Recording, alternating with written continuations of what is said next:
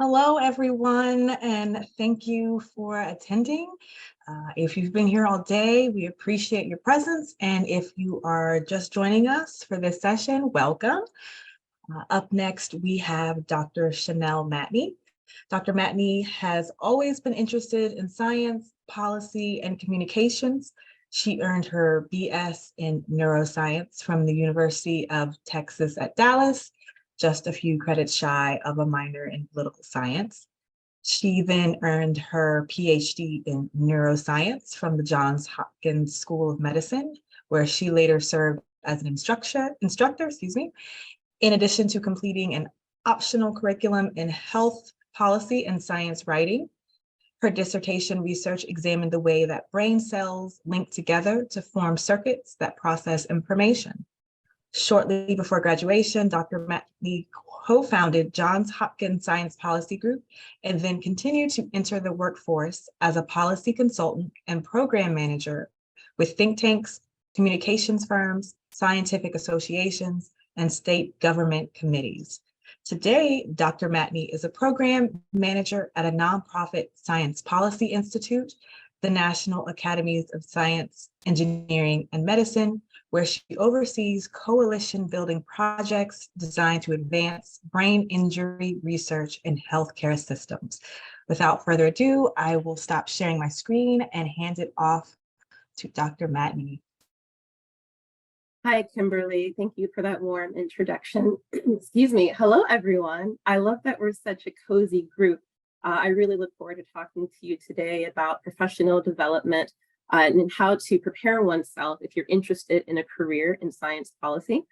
Usually for a seminar like this, I would present slides, but I thought I would do something a little bit different and instead have more of a casual brown bag where I can tell you my story of how I got here. And then along the way, point out the opportunities that were available to me for professional development, but also then use that as a springboard to talk more broadly about other opportunities that may be available to a person in that position or at that stage in their college career or at that stage in their post-college career.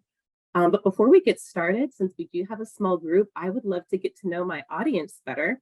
And so I hate to put you guys on the spot, and you certainly don't have to turn on your camera if you weren't prepared to be on video today. But could we go around the room, and I would love to just hear names, year, your major, and something you learned so far in these 2 days that has surprised you. And then that'll help me sort of cater my storytelling to who's in the room. On my Hollywood squares, I'm just going to start with who I see. How about Ashley C? Are you there?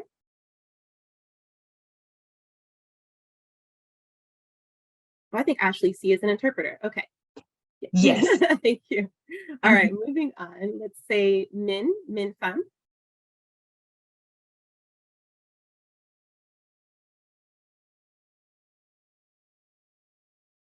Min might be unable to unmute. We'll come back to it though. How about Ope? Hi, good afternoon. I'm Ope. I am actually a CCST Science Fellow this year. So I just graduated with my PhD in summer of last year, so in August of last year. And thank you very much. This is my first session in the college tour, the SciPol college tour. So I'm excited to hear about your story, Dr. Matney. Oh, excellent. Thank you, Ope. Hi, Miranda. We literally just spoke. How are you? But could you introduce yourself to the room for us if you're there? Yeah, hi, I'm Miranda. I'm a ecology PhD student, and I'm really excited to learn a little bit more about your journey as I'm trying to figure out what to do with my career afterwards. Okay, awesome. And then, Min, if ever you want to pop in and introduce yourself to myself in the group, please feel free to raise your hand and I'd be happy to pass it off to you. Okay, so I guess the best place to begin is at the beginning.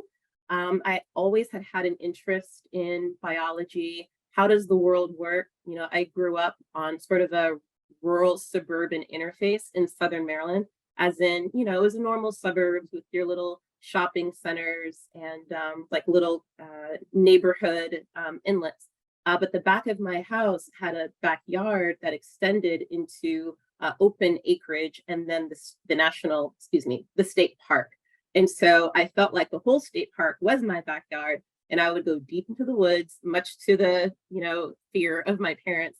And I was catching like toads and small snakes and climbing trees and scuffling up, my jeans. And I just really had such a sense of wonder at the beauty of the natural world and needed to know why.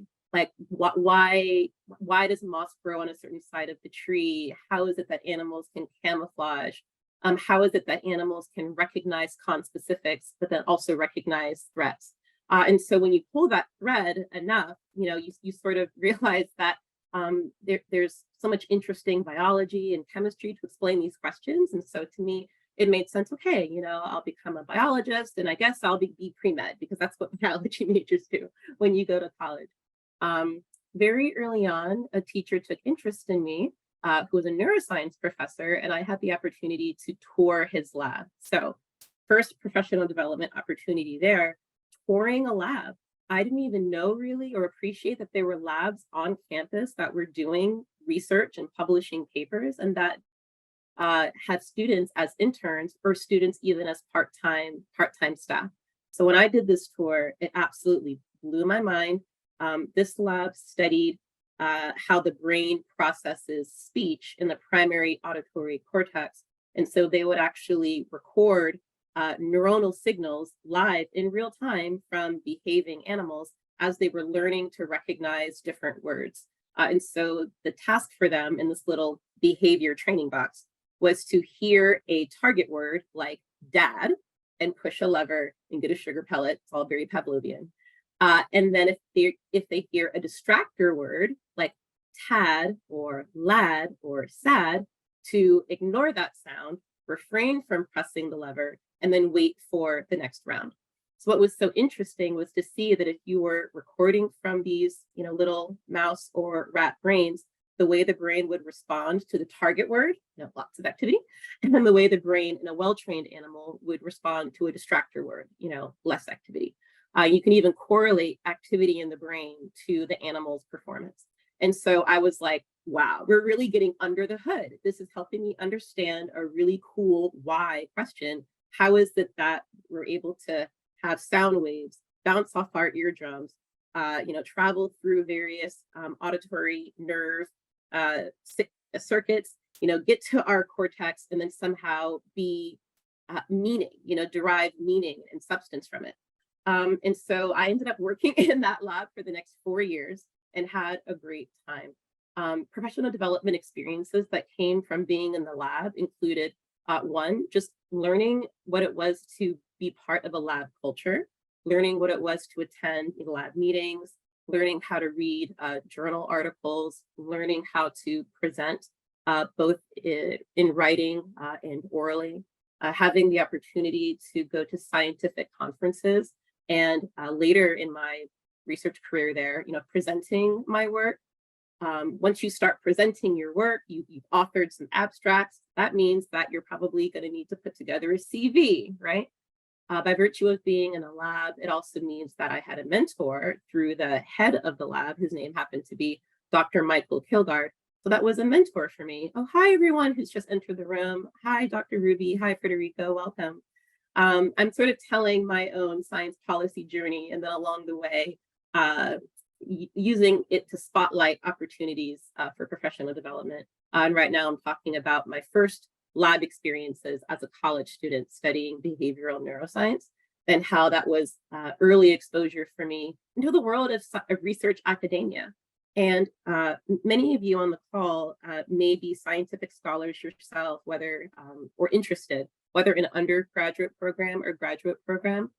But please don't take for granted that these experiences, whether it's, oh, I did a summer internship, or I put together a poster abstract to summarize some research, or I attended a journal club, with my peers. Those are all extraordinarily relevant professional development experiences to the extent that you're skills building. Pulling out 30,000 feet, I think some of the most fundamental skills for anywhere you fall in the big science policy career landscape include like the ability to communicate with really different and diverse audiences, those that have different points of view and with people that come from different backgrounds. So knowing how to communicate is a really big one. Knowing how to build a coalition or build community, finding your partners and sort of joining together for collective action. And then the third one is just having the right stuff. And by stuff, I mean product. What have you written? You know, is your CV/resume up to date? Is your LinkedIn profile up to date? You know, do you have any publications, sort of behind your name? It's sort of like your trophy case of things that kind of represents your accomplishments. So going back to sort of my college journey, let's see. So I had a great time working in the lab all 4 years, and then kind of just fell into doing my PhD because I had been doing research all that time and thought, this is great, I want to do more of this. And wasn't thinking at the time, well, what am I going to do at the end with the PhD? And that was something I kind of ended up figuring out a little bit later. But no, I ended up choosing the program at Hopkins because it was very student oriented. They placed a lot of emphasis on student development and mentorship. And there were a lot of sort of wraparound services available where you didn't feel like you were just a lab worker there to churn out data. You also saw people really being developed and cultivated intellectually. I saw people with really diverse interests with room to explore that, whether it was science and art, or in my case, science and policy, science and teaching, science and outreach. So I thought, okay, this is a place where I can be a multidimensional human. And policy is like that. Policy fundamentally sits at the intersection of so many things, right? Policy is a world that's very integrative and collaborative by nature. And so from day one, sort of year one, I came in knowing that I was going to have kind of a mixed bag portfolio of activities in addition to my thesis while I tried to figure out what I was going to do with my degree. So at some point, though, I kind of hit a wall where maybe after passing my oral examination, which is just a big scary test where they quiz you on your subject matter expertise. So I kind of got through that. Whew, okay, I'm staying in grad school. And now that I'm staying in grad school, what am I going to do with this degree when I get it? Cue existential dread, right? And then here's where I feel like my professional development journey in science policy really began in earnest. I just started trying things. And so I began following my nose and my interests and took advantage of opportunities that were just available and local to where I was. So for example, there was a science outreach organization on my campus that would do, it was called something like Science on Draft or Data on Draft or something like that, where on a Friday you could go to a local pub and they give you the mic for 5 minutes, no slides, no props, and you would just try to talk about your thesis to a crowd of people that are enjoying their IPAs, right? And so kind of daunting at first, but after watching people do it and really have fun with it, I saw how folks got very creative and imaginative with sort of storytelling about their work. And so I said, okay, this is something I want to try, like talking to folks about why I think my science is so cool. That was one professional development experience, learning how to talk to this audience happened to be in a bar. Other experiences I was trying out when I was really searching for what exactly am I going to do was science journalism, writing about new and exciting innovations in research, sort of being a research sleuth, finding what's the latest and greatest recently published paper, and can I write sort of a splashy article about it? So there was an opportunity at my institution to be a correspondent for a newsletter called Biomedical Odyssey. And essentially what you could do is pick a topic, neuroscience, and spotlight recent papers that are kind of really pushing the field forward or really thinking about things in a new way. And you could call up that professor or the postdoc who did that work and interview them and get the inside scoop and the behind the scenes on the rationale for the experiments, what went wrong, what was surprising, and then write it up. And I really enjoyed that. So while all of this is happening, I'm kind of taking note of what it is about these experiences that I'm really liking. And this experience taught me I really like talking to people about their work, even when it's not necessarily in my area of expertise. There's so much fascination and mutual joy at being able to celebrate, someone's interest. Let's see, at the same time, I was auditing courses at my institution's public health institute. Whatever just was available that semester. I think I audited a course on, public health administration. I audited a very interesting course on medical ethics. Wasn't going to every class with my schedule, but just sitting in on the ones that I could and seeing, does this resonate? Is this interesting to me?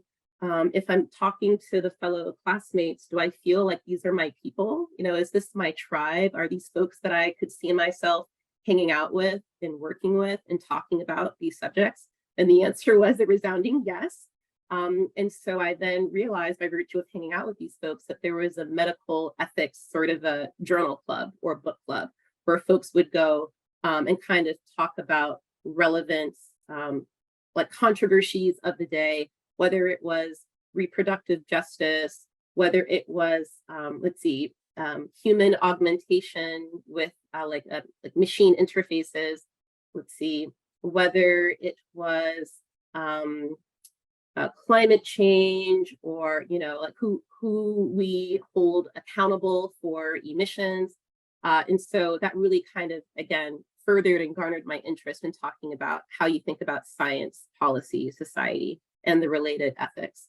I think it's pretty crucial to also underscore how supportive my mentor was of me taking so much time out of the lab to explore all of these different interests. And so I had dedicated time, typically once a week, or certainly every other week, where I could take a whole, in my case, Friday or half of a Friday, and be away from my desk, going and, talking to my peers, auditing these classes, doing outreach to set up informational interviews with folks that I had identified on LinkedIn. And so that kind of gave me some breathing room where I wasn't having to work full time in the lab and then sort of also manage all of this. And so I think that really helped alleviate some stress that I otherwise would have felt. Throughout all of this, it got a little bit more obvious what direction I wanted to go as I slowly started to build this network and community. Finding your peers, finding your tribe, finding like-minded individuals that are sort of on the same search path as you is so helpful. You learn from each other. Hey, are you applying to that fellowship? Hey, are you applying to that award? Hey, do you know so-and-so? I'd like to meet them. Can you introduce me? Just recognizing that you're not doing it alone, that there are so many others exactly in your boat that are also figuring it out. Figure it out together. The emotional support, the technical support, having people, read or edit the things that you've written was an absolutely a huge help. A big opportunity in my case came for additional professional development when it happened to be an election cycle and there was a lot of activation, let's say, on campus across the world, really, about this particular election cycle in 2016. And I was so charged and I really needed to do something. And I wasn't sure what I wanted to do, but it needed to be something. And so I was looking around, as I had done before, like, where's the campus group for people who want to advocate or do some sort of civic engagement or protest or something, right? And one didn't exist. And so myself and my colleagues said, well, I guess we'll just have to make a group. And that's how Johns Hopkins Science Policy Group was born. It's just, we wanted a platform to bring together research scholars, research scholars. We could talk about the role that science should be playing in policy, given how frustrated we were at how the public discourse at that time was just rife with misinformation, right? And so with that group, it was great because it was sort of a honing beacon for folks who felt similarly. And wow, if you build it, they will come. That turned out to be very true. And we started polling our members and asking them, what should we do? And so some things that we were able to do, we did we organized to go to the science march, right? And we made banners and we connected with other university groups there. we partnered with AAAS to do like a March on Washington, where they already set up this program where, you know, you go and talk to your representative about increasing funding for the National Institutes of Health. And so our group just sort of organized our own cadre. We put together some one-pagers. You know, we learned the stats. We learned about what it is to have an ask. We got all dressed up, you know, learned what it meant to kind of put together, you know, yourself nice and clean with the blazer and your little pin, and navigated our way over to Congress and had a series of like brief rapid fire meetings with a number of representatives or really their staff. That was a great professional development experience because I learned, for example, when you go to talk to a rep, you may be often talking to their staff. The staff may be quite young, you know, college age or maybe just past college age, very, very smart people, but also absorbing lots of information on every topic at a given time.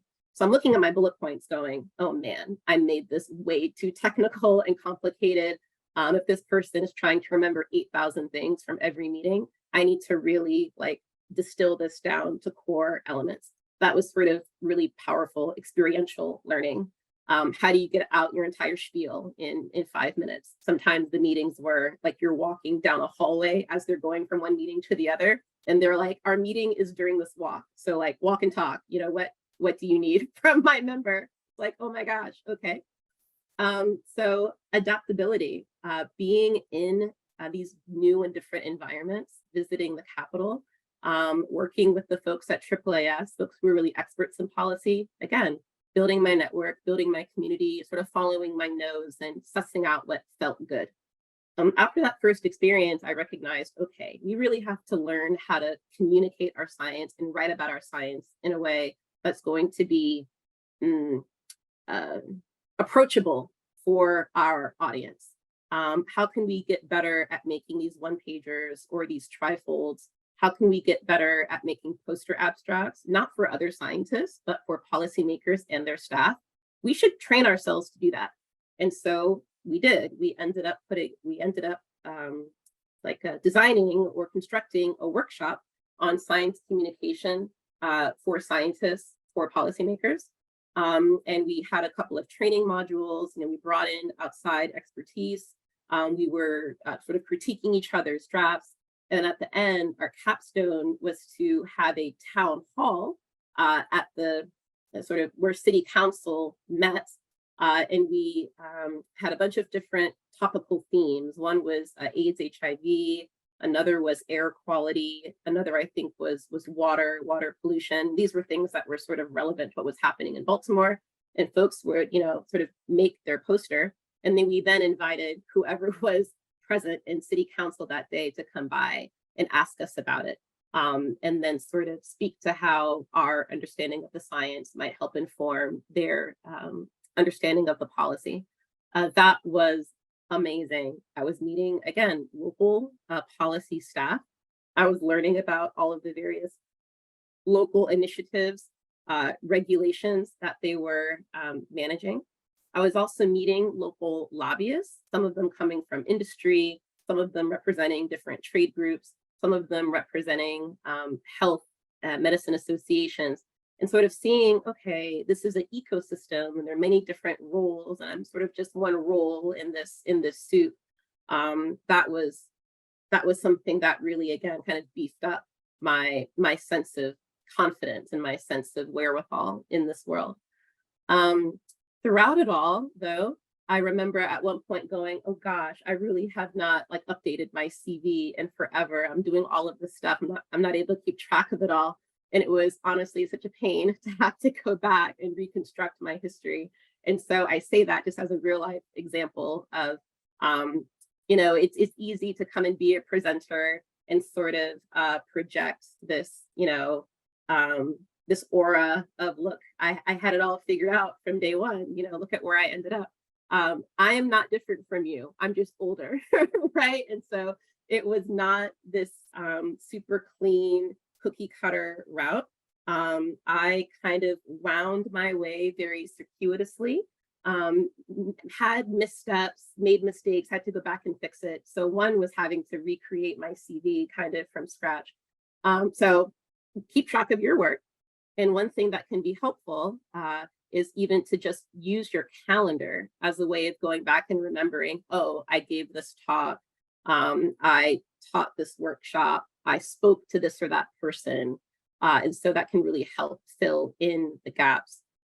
Maintaining an up-to-date CV is so important because it really is kind of the totality of your academic record, basically. And so it's a document that will grow with you over time, as opposed to a resume, which is sort of this very tailored and targeted, this is why I'm a great candidate for this specific job. And you sort of make a new one for every application, right? It's not an evergreen document the way that a CV is.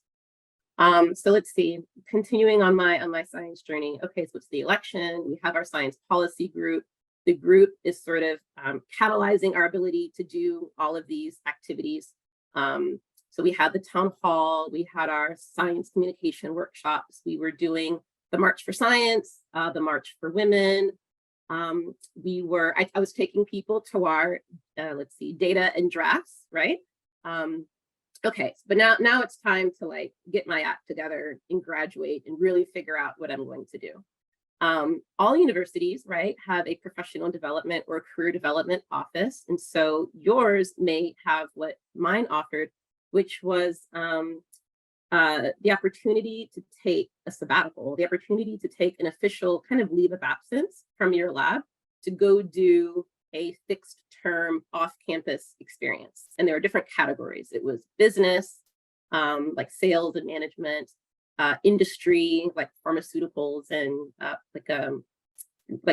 for-profit research. And then there was policy, which is where I went. And then there was also one, let's see, on writing and sort of journalism.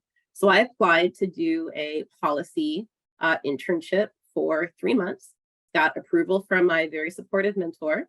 The hardest part of this, honestly, was setting up my colonies to not just totally go awry while I was going to be gone for that long, my animal colonies.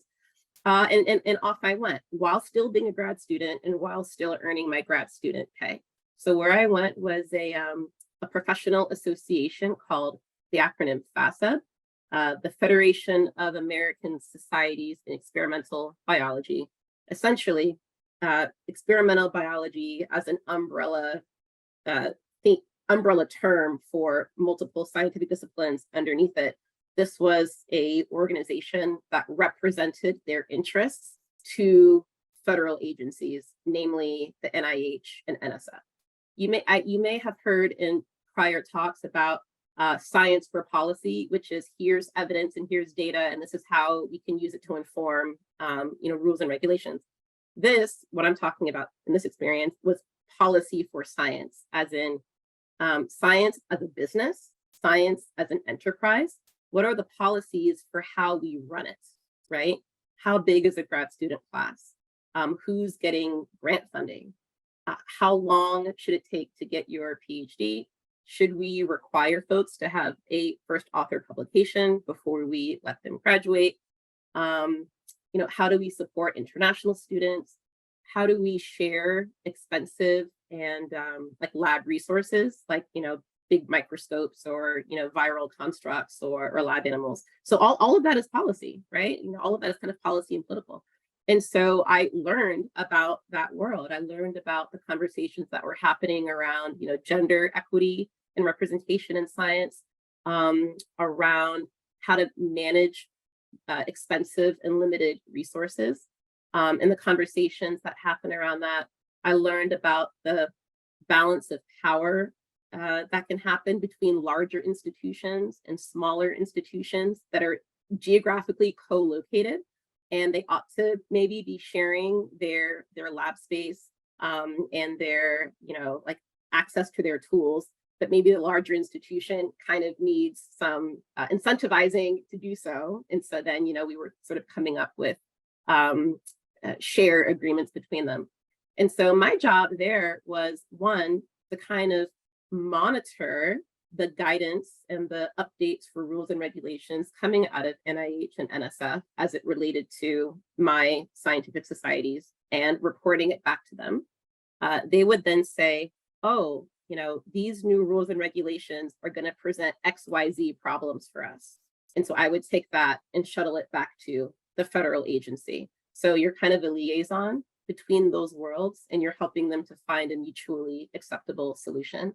A lot of this involves, again, managing relationships and people, knowing how to write things kind of quickly and to the point.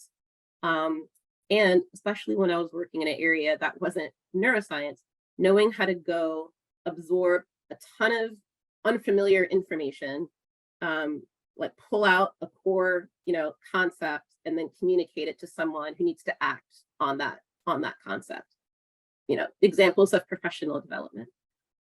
Besides all of the sort of day-to-day desk content work I was doing, you're also, again, continuing to develop your network. So I had my mentor at this fellowship, but they would also send me to kind of be a representative for the organization whenever there were relevant events on Capitol Hill. Like, for example, the various dental groups were having an advocacy day about dental health and hygiene, right? So it's like, hey, Chanel, you're biomedical, go talk to the folks who are advocating for dental care.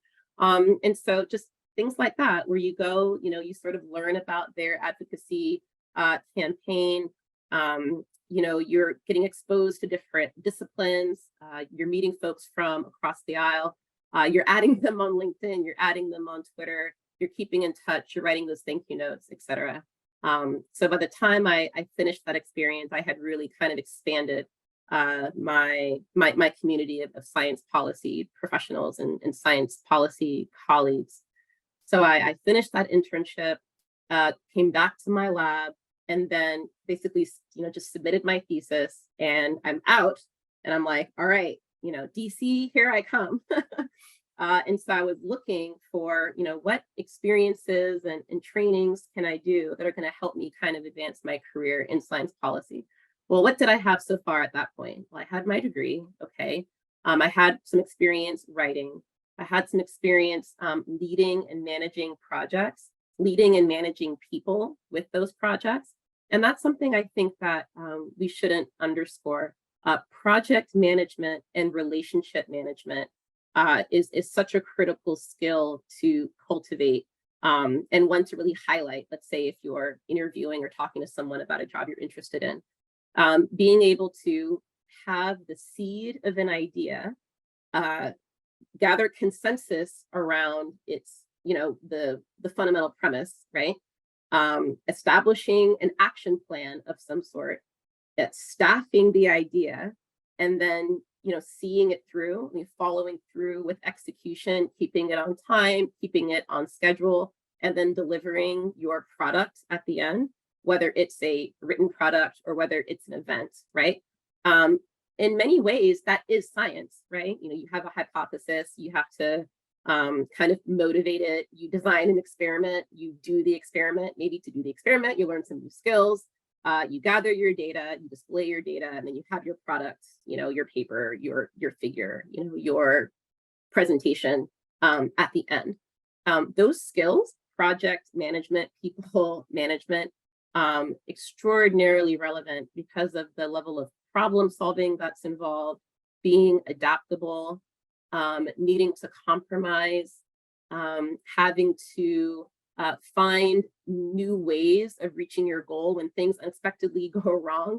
That happens in the policy world all the time. So being really adaptable and nimble, and someone who is very like self-driven and really internally motivated. These are things that would really help you in the science policy world. So let's see. The first thing that was available to me when I graduated was a Research America internship. And so they're a sort of like a public affairs organization. They represent a number of sponsors, a number of stakeholders, all of which are really interested in promoting funding for the National Institutes of Health, because research, funding biomedical science will advance us towards transformative cures. That's kind of the big tagline. And so there I learned more about science communications vis-a-vis digital media. And so I was learning how to kind of represent a science communications organization online. How do you tweet about these messages? What does it mean to set up a social media campaign? How do you sort of align the timing and the theme of your messages across all these platforms, Twitter, LinkedIn, Facebook, are there any others, what have you, the website. And so coming up with the exact language, coming up with the right images to use, coming up with the hashtags, making a schedule for all the posts, cross-linking, to the right sister organizations, pushing everything out, responding to comments, like that essentially was my internship, was learning how to manage a big biomedical science advocacy communications campaign. So there I sort of learned, oh, wow, having digital savvy is really powerful just because of the sheer reach of your message. It also was an opportunity to get kind of creative. So for example, if there was an event, and this was before people were routinely live streaming things, if there was an event, let's say director of NIH, Francis Collins, was giving a speech, and my friends were like, oh man, you're so lucky, you get to be there in person, I'm stuck in lab. And I thought to myself, oh, I'll just text you the cool things that he's saying. And then it occurred to me, no, I should live tweet this, make a hashtag, and then have that be a way of generating a conversation around this topic. And so we started live tweeting events in our office. And that was something cool, that I added to my skill set and also added to the group that I was working with. At the end of that experience, my capstone project was to build a website that would build a website on a topic of interest to me that was sort of demystifying or debunking something that's commonly misconstrued. Let's say that was the challenge. What's a piece of misinformation that you would like to tackle? And the thing that I chose was the idea that medication-assisted substance abuse treatment is bad. This is specifically in the case of folks who have a substance abuse disorder with opioids. And there's a drug that you can take that when administered, severely dampens your cravings. So then, you can not be induced to drug seek, right? But there's pushback from certain groups saying, these folks shouldn't be on any drugs. The idea is to get them clean. We're only masking the problem. This is enabling behavior. I don't want my tax dollars supporting giving, this methadone, treatment to the addicts. They should be able to just kind of get over it, right? And so my webpage had data and stats and figures showing that this is an extraordinarily effective treatment. Here's what happens when you have it available, and here's some stats about what happens when you don't. And substance abuse disorder is an illness. You shouldn't think of it as a crime, and so on and so forth. And I didn't know how to code a website, but I found someone who did. So I drew it in PowerPoint and gave it to them, and they made it into beautiful HTML. And that was my project. So professional development skills that are kind of exemplified there. One is being asked to come up with the question and then kind of a project that addresses the question. That will often happen a lot. Recognizing you don't have a skill set, but finding someone in your network who does and having them partner with you. Recognizing the limitations of your platform, like, is it a website? Is it a white paper? Am I being asked to write, a book chapter? And kind of using that space creatively to maximize the impact of your message. So I left that internship and then next went in a totally different direction. I went to a national security, a DoD national security, science policy institute that consulted. They would consult to the federal government when the federal government would ask questions like, hey, scientists who are experts in the field, looking ahead 30 years, what advances are being made now that are going to have huge impacts on how we think about national security in the future? And topics of interest were things like AI, let's see, the future of encryption and quantum, neurobiology, synthetic biology, biosecurity. And so they kind of wanted to bring in scientists who could help predict, this is how we think the research may develop in ways that would be of interest to, DoD or to the various intelligence agencies. And so there, I kind of learned to think about science in through a totally new lens. It's sort of science through the lens of a nation that's thinking about how science and technology are used to defend itself, right? You have to think about the tools that you are going to have, but the tools that your future adversary, whoever they may be, what they might have, and how do we stay at the tip of the spear in this sort of scientific arms race that's always happening? Where should we be paying attention? Where is really cool research happening that could be very transformative? Again, so there I was learning to do what's called, tech forecasting, where you're sort of doing that look ahead.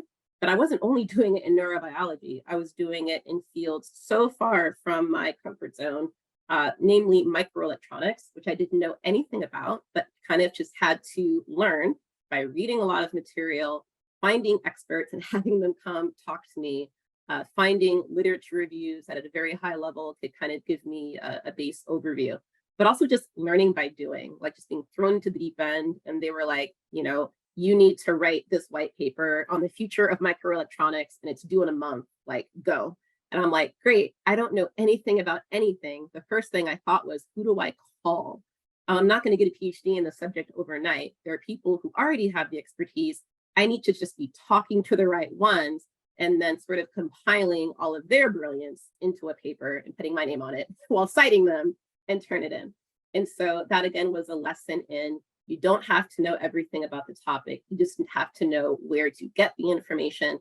And you have to have enough of an appreciation of it to feel like you're scoping the breadth of the landscape, right? Are you sort of capturing the diversity of ideas? Have you sort of captured the full breadth and width of it? If there are multiple schools of thought, have you given kind of equal or fair airtime to the various schools of thought, right?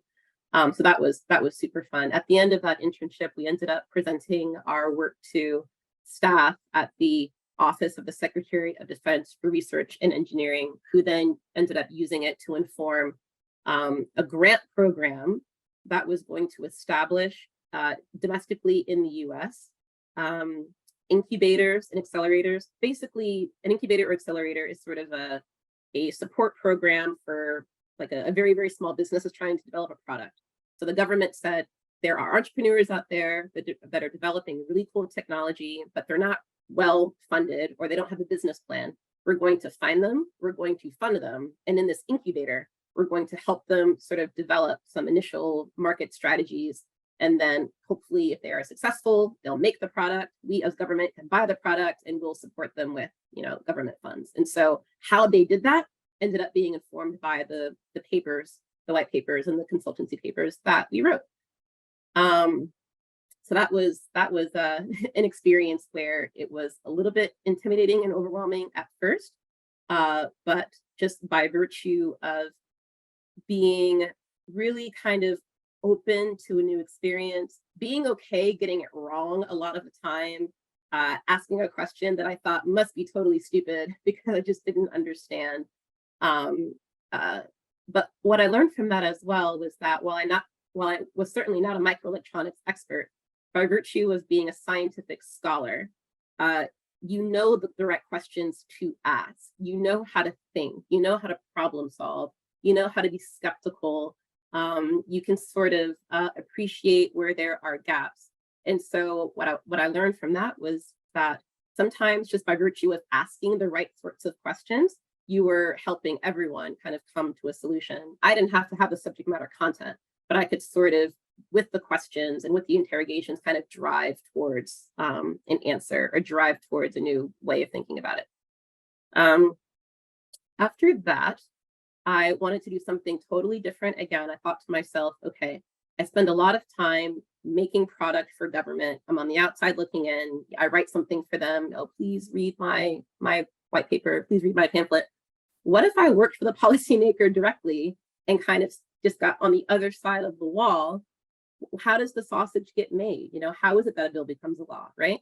And so we heard earlier from Ope about the California Council of Science and Technology, a program I can't recommend highly enough.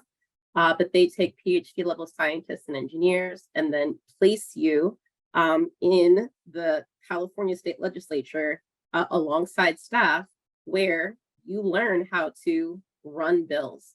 You either work directly for a senator or a state assembly member, and they have bills that they're trying to run, and you'll get a portfolio of bills on 6 different topics, and your job is to shuttle them throughout the sort of the legislative making process. It goes to committee, it has amendments, you have meetings with lobbyists, you're negotiating amendments, you're setting up hearings, you have to write all these like marketing materials for your bill. That's one side of it.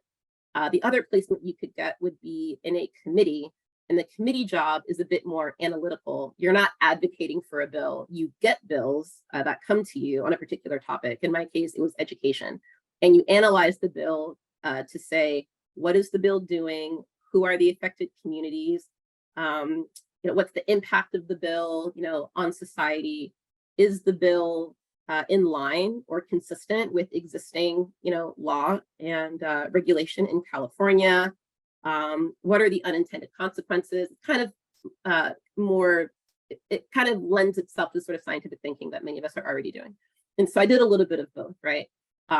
That was amazing. Learning there all sorts of new skills, learning how to negotiate, learning how to deliver a bill summary in 90 seconds to a busy senator who's like also texting and then has to go to an interview right after.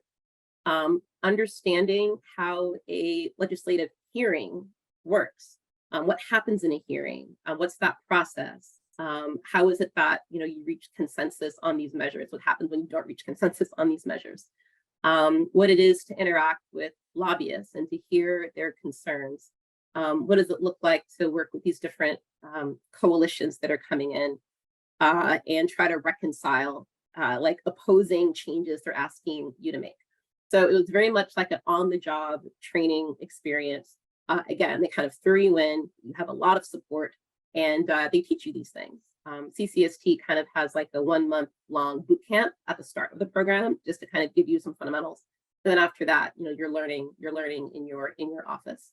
I think it's important to note that for a lot of these experiences, whether it was Research America, social media campaign, or CCST, like learn how to run bills, or the DoD, consultancy, I was never expected to come in knowing how to do the job that I was about to do. And I think that's something I want to underscore, because it's sort of like the chicken and the egg thing. Oh, I want to go do, work in policy, but I have no policy experience. What's really great about these early career experiences is that they know that you don't know. They know that you don't have that training. The idea is that you'll learn it by virtue of, being in that environment.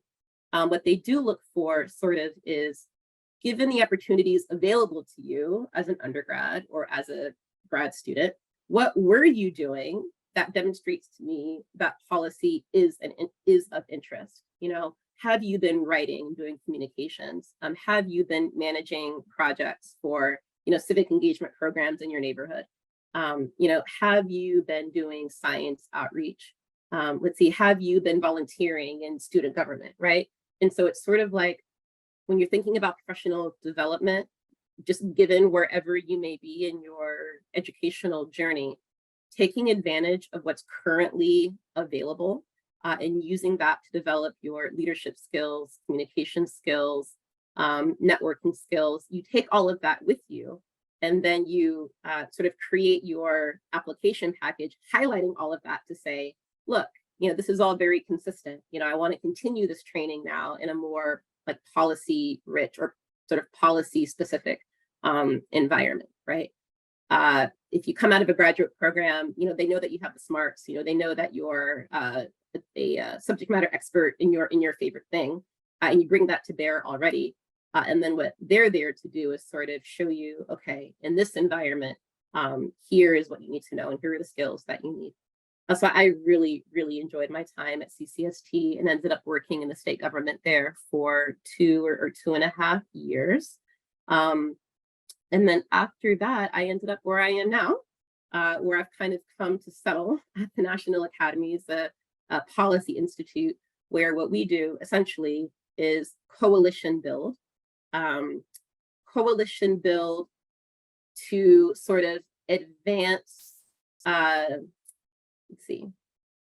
like bringing together partnerships and building coalitions and bringing together stakeholders to like advance a conversation about how science and technology is like changing the face of society. It's hard to speak about in the abstract. So let me give you like a very specific example. Something new and exciting that's happening in neuroscience that has huge impact for law is the increasing amount of evidence showing that psychedelic medicines are effective treatments for some mood disorders, right? The FDA is kind of working through how do we validate this hypothesis that psychedelic assisted therapies can treat anything from major depressive disorder to anxiety to PTSD. These are Schedule I, category of illegal drugs. There's this tension, right? And so we ended up bringing together a coalition of researchers, doctors, psychotherapists, ethics and law professors, veterans, people with lived experience with mood disorders. So we brought them, all together and developed a workshop agenda where they could sort of air out, here are the benefits, the risks, here are the challenges, here are the communities in need that are really kind of enthusiastic about this therapy. Here are the pitfalls, and how do we think about this in a productive way? That's essentially what we do, is find an interesting scientific problem that has some sort of compelling relevance to society and talk about it, and then hopefully catalyze action in the right direction. And so what I'm doing there, again, is just a lot of relationship management. On any given committee of volunteers, you can have an economist, a healthcare administrator, an educator, a nurse, and a neurosurgeon. And they're all, there to sort of talk about how do we advance, let's say in this case, advance follow-up care for people who have a traumatic brain injury, right? Like the system of follow-up care for folks who get a concussion is very fragmented. Folks often don't get offered rehabilitation treatment. So what sort of new policy structure could be designed that solves this problem? Like that's kind of the task. And so that you're there to take in all the different ideas coming from all these different sources, try to reconcile them all. Maybe you host a workshop, maybe they end up writing a paper, maybe they come out with a series of recommendations. Maybe they identify a leading agency or a government entity that has decision-making authority to make that change, and they go advocate to that group. Kind of just depends on what the question is. But I'm essentially there to facilitate their interest in taking action. It'll be a group of stakeholders that want to make a difference in some STEM policy realm, and they go, National Academies, help us convene to figure out what we should do, and then sort of give us some program support to go do it. So for example, in the traumatic brain injury case, we're supporting a group that's going to set up some demonstration clinics, like a pilot program or clinics that are going to use new strategies of tracking and monitoring patients after they leave the ER with a concussion to see which ones are getting better, and then we can sort of release them, and which ones are getting worse or are at risk for being worse in the future, and looping them back in and bringing them back in for follow-up. And how can you do that? How can it be cost effective? How can you make sure that we're not leaving out vulnerable populations? So they're setting up these pilot programs, and we're helping to kind of support that and consult with them for that. Whew. So that's sort of the long about way for how I got here. And I think some takeaways are that you can try a lot of different things. And in fact, when you're still sussing out what exactly you might like, trying out lots of different things just really exposes you to all the different opportunities. You get to learn what feels right, what you enjoy, and also importantly, what doesn't feel right and what you don't enjoy. So for me personally, I loved the influence and impact I could have as a legislative staffer with the ear of my voting member. And you just had a one-on-one connection with them, and they placed a lot of trust and confidence in their staff to advise them on how to vote on bills. However, the downside of that environment was that it's still a political environment, and there are political shenanigans that go on that have nothing to do with content or policy. And sometimes you kind of just have to swallow that bitter pill when an initiative doesn't go your way, because there's just politicking going on. And that can be frustrating. Or it can be frustrating that sometimes government jobs just don't pay as competitively as jobs in other sectors. So that's something, you may have to adjust to. So let's see. Since I've kind of gone through my career arc and tried to point out ways that I was developing skills or learning new competencies, maybe I can open it up to questions from you guys that you might have about any particular part of the journey or the journey that you're on currently. Do you guys have any thoughts about, Chanel, I'm in college, or I'm in a master's program, or I'm in a graduate program. What should I be doing now? I'm really busy. I really don't have that much time. What's something small that I could be doing to continue my professional development? So I open the floor to you and see if we could have a little interactive discussion here about your thoughts and your needs. Oh, I see something in the chat. Oh, thank you, Ope. Hi, my name is Ruby. Thank you so much for this presentation. I know you mentioned the importance of having peers to support you throughout this career development process. I wonder, I'm not sure if you mentioned any faculty support, and what did that look like for you personally? Oh, absolutely. I had tremendous faculty support. One was my PI, who was just extraordinary. We set up an IDP, individualized development plan, that was updated quarterly with SMART goals. You may have heard of SMART goals. It's an acronym that stands for goals that are specific, measurable, actionable, relevant, and timely. And there were goals for my thesis and my research, but there were also goals for me feeling confident that I would graduate and have a career direction, right? And so when I would come to her and say, hey, I need time off lab to audit courses, can that be one of my goals? So then by virtue of having it in this contract, it held us both accountable to that commitment and to that time. And so it was sort of like, hey, Chanel, I really need you to do the series of experiments to make this figure for my grant. And so that's a priority. However, I also will allow you every other Friday off to audit these classes. And so we're both going to commit to, these new, these priorities. So that was one. I also had a mentor, however, outside of my lab, that was really great for when maybe I had a challenge with my PI and I kind of wanted to have some consultation on how do I talk to my PI about X, Y, or Z. I'm not really sure how to approach this. I could go talk to another faculty that was kind of really far removed from my research and just a bit more distance, and their third-party perspective was often really helpful. So the faculty support was there. We also had faculty support even just from the level of the program director. Our program was small, and so it wasn't such a big deal to have a one-on-one, with your program director, but he also took an interest in wanting to know what was up with his students. So the faculty support was huge. And so I think with that, it was being explicit about my needs, asking for dedicated time, having a document that held us accountable, but then also having more than one faculty support. So I had at least two. I sort of had another neuroscience professor who was a support. But again, as a Black woman in STEM, I also had a Black woman faculty support who was in totally another department. And that was great because sometimes I just wanted to go sit in someone's office and get a hug and just talk about how something was just going really badly, but not really want people to know in my group that I was struggling. And so that was just a safe space. And so there are mentors that are for, driving your thesis. there are mentors that are sort of like helping you more broadly on your science journey and helping you manage your PI.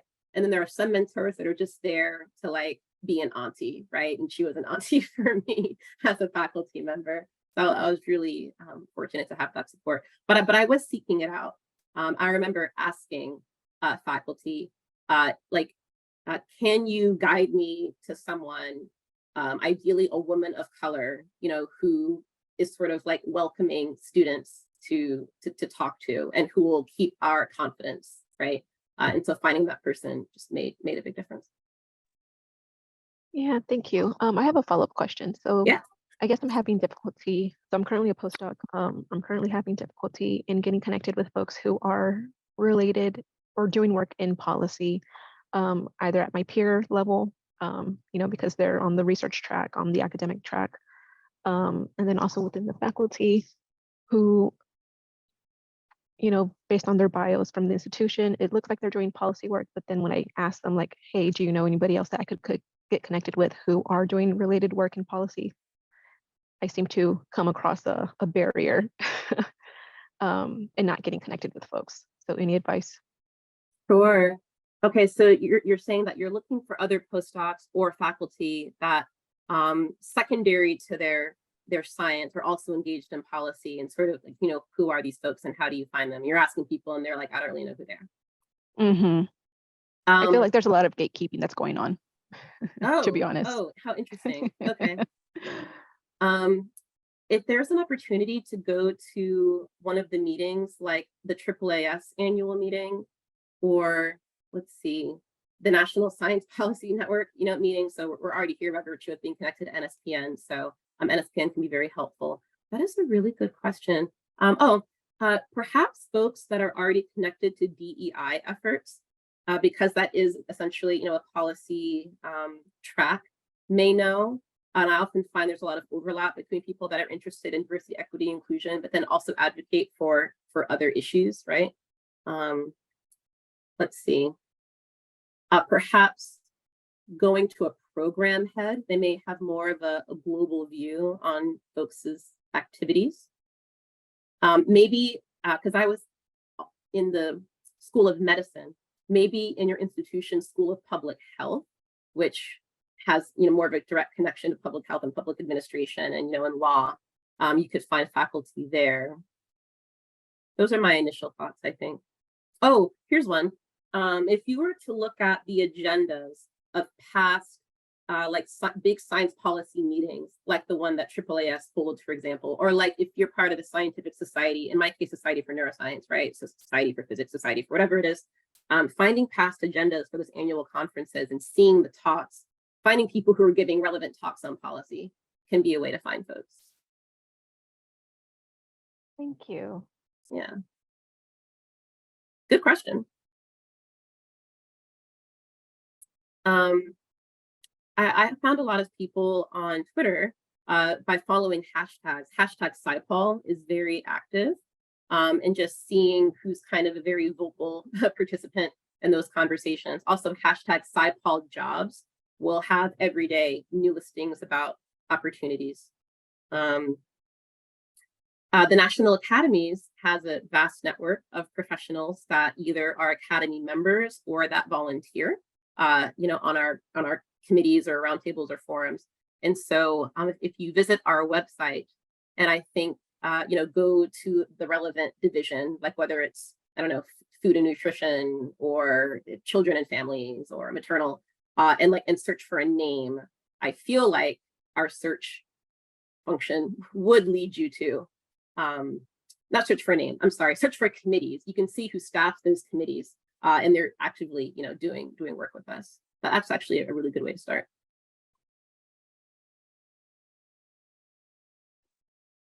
I have a question. Yeah. When you were talking about recreating your CV from scratch and like utilizing your calendar and keeping track of your work, do you typically use one consistent CV, or do you find that you tailor it per application or kind of the posting? Oh, that's such a great question, right? Resume versus CV. The resume is a constantly evolving document that is made anew, not from scratch, but made anew every time you apply to a new position. The CV, and you only put on the resume the things that are like directly relevant to the job at hand. It's sort of like bottom line up front. It's a short, loud document that's just meant to get you in the interview room, right? It's like a big billboard for you. A CV, on the other hand, is sort of like, this is the compendium of all of the things that I've done in my academic and scholarly career, starting from I graduated high school in 2007. Like, I've seen CVs that go back like that far. I don't think people do that much for practice anymore. But no, so that document, it's sort of like pick your favorite format and have all of your sections. So degrees, awards, publications, chapters, presentations, classes taught, languages learned, society memberships, all your categories, and then just add to it. Just add to it over time. Save yourself the trouble of changing the formatting. Like, no one cares about the font as long as it's neat, right, and legible and up to date and complete.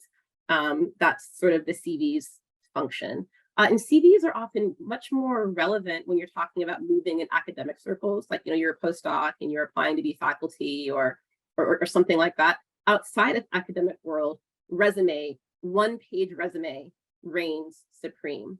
And that's where, you're sort of leading, like in my case, it'd be like, policy associate, then I might lead with, co-founder, science policy group, and then some action words and stats, like, instructed this many workshops and had this many connections with local, numbers where you can, let's see, converted this many technical documents into, prose for various audiences, like all up front, taught classes.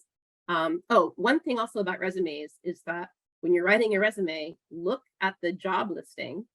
It'll often say roles and responsibilities, and then qualifications, right? So the role is the associate will do this and that and this and that. And the qualifications are, has to have worked some number of years in the field, needs to have this degree, needs to have expertise in this area. So then, and you see all these kind of key words, you want your resume to like mirror as many of those keywords and phrases as possible. And it feels kind of like cheating. Like, am I just going to literally say that I do the thing that they want me to do? And it's like, yes, absolutely. You want the HR person to read your resume and go, oh, wow, they sound exactly like an ideal candidate because they do everything that the listing that I wrote wants the associate to do. Like, this is great. And so if they say, I want someone who writes and edits and, manages teams, your resume better say, I've written, I've edited, and I've managed teams. Like, don't get creative with it. Don't get cute. Don't think you have to like be super flowery. It's like, you're just demonstrating, I have the competencies that you want. I can do the job. You want to meet me. And that's why every resume is going to be different. It's going to be always tailored towards that job listing. Thank you. That was very insightful. Thank you for that. On a similar note, what's the best way to make a competitive cover letter? Because I've heard lots of times that the cover letter is essentially the big decision-making point, whether or not the applicant would be a good fit. And I know it differs a lot from these academic positions and what those cover letters look like. Yeah, I can't speak to an academic cover letter. I don't have a personal experience with it. But for cover letters for jobs outside of academia, and certainly in policy, the cover letter is a place to talk about. So it's like, your resume is, I have the skills and competencies. The cover letter is, this is why I want this job at this institution. It's sort of, the resume is sort of like, you want me. And the cover letter is like, this is why I want you. This is my story, So often you can open it up with a little sort of about you, sort of like for example, my cover letters might read, I'm trying to think of an example of one. Like, for example, when I wanted to go work at CCST, my cover letter said something like, I've been engaged in various forms of advocacy since graduating, and I've really enjoyed, making product for decision makers. However, I sort of realized that I'm missing an element of the experience, which is being on the inside and seeing how the sausage is made. I really want to do this experience because it's going to, for this specific, type of exposure. And it's a skill set that I don't yet have. And this is sort of what's motivating you to want to be in that space. And like, that was my cover letter. So it helps them sort of appreciate why me? Why here? Of all the places you can apply for a job, like, why is this one particularly of interest? So in a cover letter, that's where you can sort of highlight that you've done your research. In a cover letter, where you can pull language is going to their About Us page, and where they have a mission statement. And the mission statement will often be something very lofty and something kind of, abstract and values they want to promote. Using that language in your cover letter shows, hey, we're on the same page. I share these values. I appreciate this mission. I want to be a part of this cause. Here's how my passion and my expertise can be useful, for this cause. I'm really on board. You sort of, you're a fan of their work. You see the value that they bring, and you want to be a part of the team. Like, that is what you can do in a cover letter.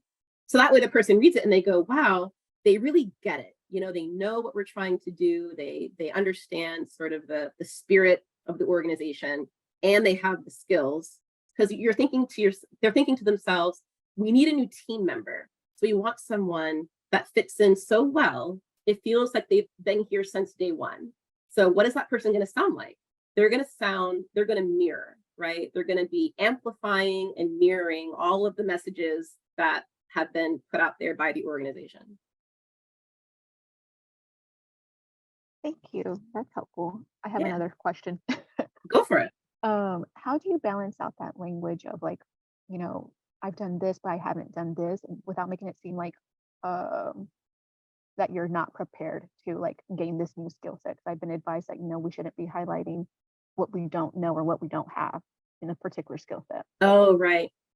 For a fellowship, it's perfectly okay, because it is a training program by definition. So, for example, going to do a AAAS or CCST fellowship, you can say, I want the experience of working in a federal agency, and I want to, but maybe for a job where you're full-time staff, you wouldn't highlight that as much. Instead, what you'd highlight is what you're bringing to the table. With my background in X, Y, or Z, or with my skills in X, Y, or Z, I want to help whatever it is that the company does. What you might talk about, though, is your interest in career progression. So you might say, I have a longstanding interest in, eventually, managing programs at a director's level. And so in order to get there, I'm interested in learning more about grant management or whatever. And I appreciate that this role, has opportunities for that. So it kind of shows that you're thinking long-term, and that you see opportunities for growth. And that person is thinking, they might be in it for the long haul. This is someone we can invest in, because they see a trajectory, forward to add and to develop skills.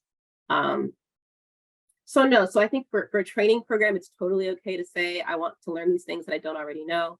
But then for a regular, full-time associate's job, instead you would sort of highlight that you notice growth potential, but really you're still selling yourself that I can do the thing that you need already. Thank you. Yeah. Great questions, Dr. Ruby Gonzalez.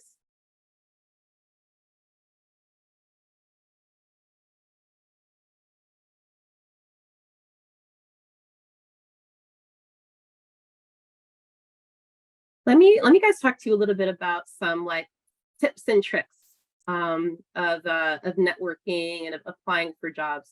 I went to a lot of scientific meetings and conferences, and kind of developed a system. So the system was make some business cards. And if you're a student, that's fine. Business card is your institution, and that you are a pre-doctoral student, in your lab, totally fine. But just, it's professional, and you can pass them out to people. Some people even now are putting QR codes on their business card that takes you right to their LinkedIn. So that's cool.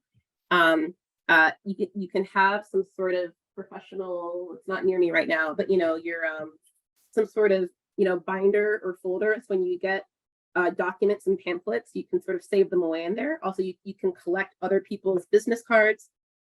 Dressing professionally, blazer, a nice blouse or collared shirt, slacks, nice shoes, just look like you're already kind of in a white collar environment, being pretty slick or being, crisp. Then what works really well, I found, is like, in order to kind of, because one strategy I thought was, I'll go find people and talk to them. And then that gets a little bit exhausting. It's like, well, what if I kind of made an announcement and invited people to come talk to me? Wouldn't that be a little bit less labor intensive? And so if I was in a talk, a science policy talk, I'm thinking the whole time, what's a really good question I can ask? And I'm like chewing on it the entire time the seminar is happening. Hopefully by the end, I have my question like all articulated and I write it down. And then I'm like first in line at the mic to ask it. And then in the question, I'll say, hi, I'm Sheila Matney, I'm a graduate student who's interested in policy. Here's my question. And thank you so much for your talk. I'm graduating in 3 months and I'm interested in careers. So if anyone wants to talk to me, like I'll be by the water cooler or whatever. And then go stand there and wait for people to come up and say, wow, great question. Let's talk about, opportunities in this space. And so I guess I say that to say using meetings as an opportunity to kind of like put a broadcast out there about yourself, using the mic to ask a question, but also to be like, hey, I'm a grad student and I'm interested in X. And my question is about Y. Please, I invite you to come talk to me, and then go wait. People will come up and talk to you. And that was really great. Also, that when you're going to a conference by yourself, which I did a lot, and it's like, how do you break into small cliques of people that are speaking one-on-one or small groups? I found it easier to go join a poster that's in session. And then if 2 of you or 3 of you are all looking at a poster, it's then a lot more organic to start talking to your fellow question askers. And maybe when they leave, you leave with them and go, oh, so where are you from? Like, you're having a good time, or where are you off to next? Which is a little bit more natural feeling than just like walking up to 2 people that are already deep in conversation and you don't know either of them. Maybe you come by yourself, but you do know other people there, that you're just not traveling together. It can be really helpful to go, who have you met? Okay, can you facilitate an introduction for me? Here's who's I've met. If I see them, I'll facilitate an introduction for you. That's at the meeting. Really key, though, to making this stick is that after the meeting, when you get home, collecting all those business cards, on the back, I would write a phrase to help me remember who they were. Brown hair, glasses, biology, a descriptor, something to help me place, met them by the water cooler. And then writing them a thank you note. Hey, hope you're settled back in Seattle. Thank you so much for your time. I'd love to stay connected. Best of luck on your whatever, right? And then that just kind of keeps the thread going.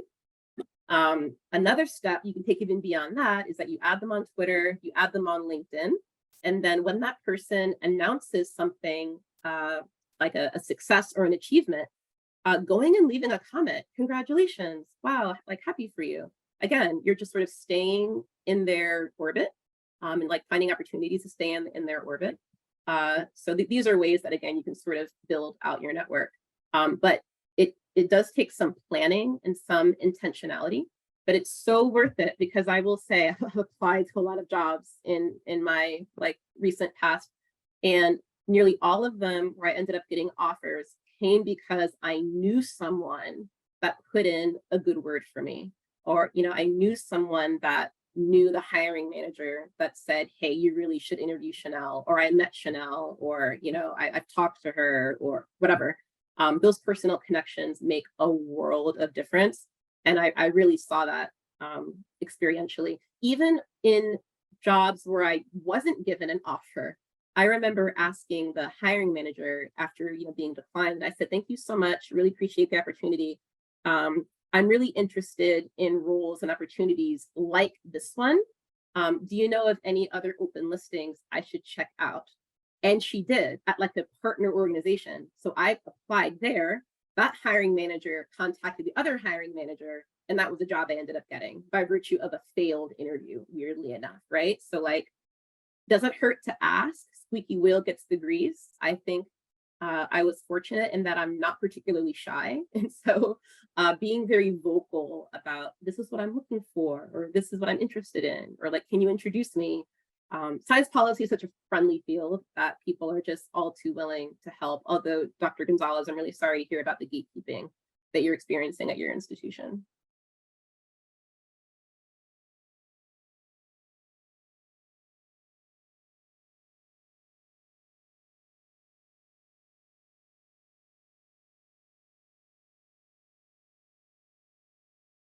See, other tips and tricks I'm trying to think of in my time professional development wise. We talk about mentorship a lot, and I want to expand on that idea that it's good, it's helpful to have more than one mentor. I often will advise my mentees to have a council of advisors, your own personal board of directors. And this really is just for life, right? You have folks that are kind of like what I refer to as the auntie, their emotional support. They can help you weather a storm. They can help you sort your way through difficult emotions. They can just listen and kind of witness something that you're going through. And that's great. You may have a mentor that's your direct supervisor, at your job. It's also great in that context to have a mentor that's one level above your current supervisor. Some places call them the skip because it's your boss, but your boss's boss. You skip a level, your skip. Having a mentor at that level is great because it's sort of a way of seeing what life is like at one career level, 2 career levels above where you are. They often have a bird's eye view. They're often just dealing with a level of management that's a bit, removed from where you are. They're older, they're more senior. That can be a very helpful mentor. And then also having mentors that are peers. They're not necessarily in your office, and they're a little bit more progressed than you in your career, but not by much. So in my case, for example, when I was a graduating PhD student, I had a mentor that had like just entered their postdoc. Like we were friends, but this was also a mentor because I'm like, oh, wow, you just went through your brown bag talks and your applications. Like, how did it go? What did you learn? Like, tell me about it. So you kind of see the different stages. It's your PI, maybe a skip, one level above your PI. It's auntie or uncle or someone to kind of love on you. And then it can be someone who is on your career path, but they're a little bit ahead. And so you're kind of like following their shadow going, okay, what are you experiencing and how can I kind of learn from what you're experiencing? They all kind of speak to different needs that you may have. So a board of advisors is a good thing to develop.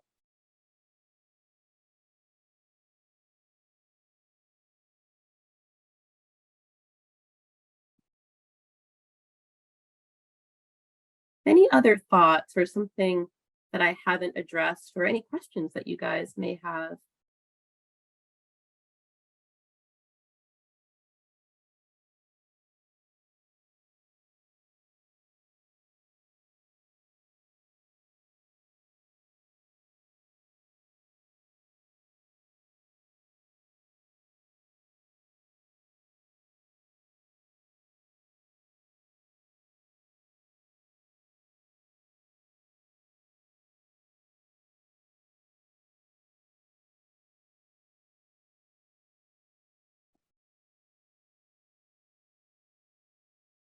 Yes, I just want to echo Dr. Ruby Gonzalez's sentiments that this has been exponentially helpful. And I've really enjoyed like this kind of engaging, intimate session style. Like this has been really, really rewarding. And I've definitely learned a lot. Mm-hmm. Well, as you guys, Kimberly has my information, so please don't be shy about reaching out. I'm open for coffee chats or informational interviews. Connect with me on LinkedIn and on Twitter. Let me know how I can be a resource, whether if it's me or perhaps someone in my network I can connect you to. I'd be more than happy to do so, or to talk, offline more one-on-one.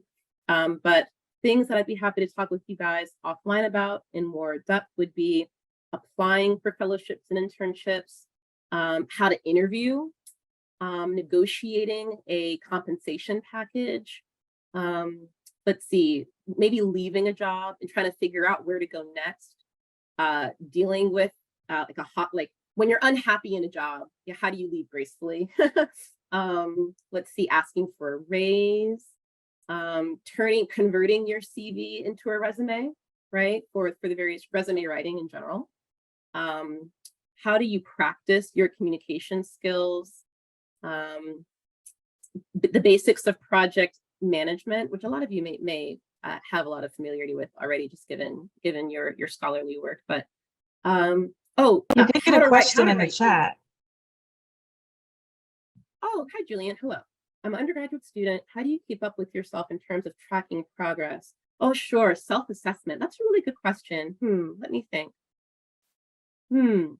Okay. Well, as an undergraduate student, in some ways, I think you can tie that to what your graduation goal is. So for example, if you plan on graduating and going to a postgraduate program, med school, law school, or grad school, there are requirements associated with entry, your examinations, your coursework, and then relevant extracurricular experiences. So working backwards from that, one can assess progress by going, how competitive am I to apply to this program? Am I taking the right courses? Have I fleshed out my extracurricular participation? Is it diverse? Letters of recommendation. Oh man, you wouldn't believe the cold sweats, that you might feel when you realize you need a letter of recommendation last minute, and you're like, oh gosh, who can I turn to? Starting to develop those relationships like now, like today, with your professors. I cannot underscore that enough. So by virtue of the application, that kind of can create a framework for you. But let's say that maybe a person is not interested in going to a graduate program. Absolutely great. They can think about the job opportunities they might want to pursue and do the exact same thing. I want to immediately enter the workforce. What's the sector? What's the field? What am I going to need to be competitive? And then you sort of work backward. One thing that I would do, I had a big calendar, on my wall, and I could kind of see everything in 30 days. Making bite-sized goals, because it's one thing to say, oh, I should have coffee chats with professionals. I would say, okay, like every other Thursday, I'm going to try to have a coffee chat with someone, and that's just going to be my coffee chat day. So it's kind of arbitrary, but you can, pick your action, pick your frequency, put it on the calendar, because that for many people makes it real, and try to hold yourself accountable. I also think having a mentor really helps, because I mentioned earlier these individual development plans where you have your SMART goals, specific, measurable, and so on and so forth. With that, you can pick a segment of time, let's say a semester, let's say a year, and then really have explicit, what do you call it? Road marks, that you want to hit in that year. Then you and your mentor can sort of manage, right, that progression together. So if you and an undergraduate mentor wanted to create sort of a semester-long goal setting document for you, and then continue to do that throughout your time in college, that's one way of assessing progress. Yeah, it was a very coherent question. That was a good question.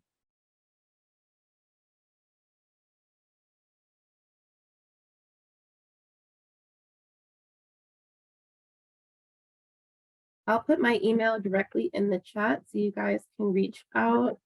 I'm also on Twitter, not as much anymore. There we go.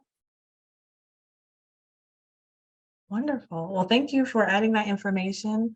And everyone, as Dr. Matney said, feel free to reach out and connect and utilize her as a resource, because as this session proved, she has a plethora of knowledge and experience that would definitely be a benefit. So I just want to take this time to thank you, Dr. Matney, for carving out some time and space to be with us today and just lead like I said, a very engaging and informative session. Truly appreciate your time and your knowledge.